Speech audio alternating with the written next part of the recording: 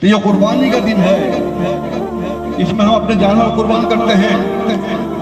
ابھی آپ نے خطبہ میں سنا ہوگا کہ حضرت ابراہیم علیہ السلام کی سنت ہے یہ، ان سے قربانی مانگی تھی اللہ تعالیٰ نے، جو قرآن مجید میں ہے۔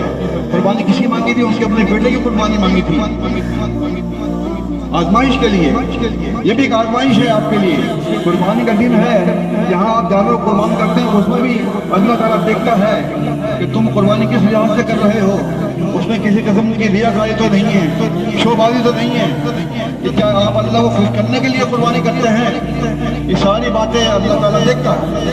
جس پر فرمایا اللہ قرآن مجید میں، لَا يَنْهَا اللَّهُ لُحُومُهَا وَلَا دِمَاؤُهَا وَلَكِنْ يَنَالُهُ التَّقْوَىٰ مِنكُمْ۔ اللہ کے ہاں تمہارے خون اور گوشت نہیں پہنچتے، جو چیز پہنچنے والی ہے وہ تمہارا تقویٰ ہے، پرہیزگاری ہے، کہ تم کس لحاظ سے جو چھری پھینکتے ہو جانور پر، اس میں کتنا دل میں تمہارے ایمان ہے، تقویٰ ہے، جذبہ ایمانی کتنا ہے، اللہ کو خوش کرنے کے لیے کس طرح تم یہ کام کر رہے ہو۔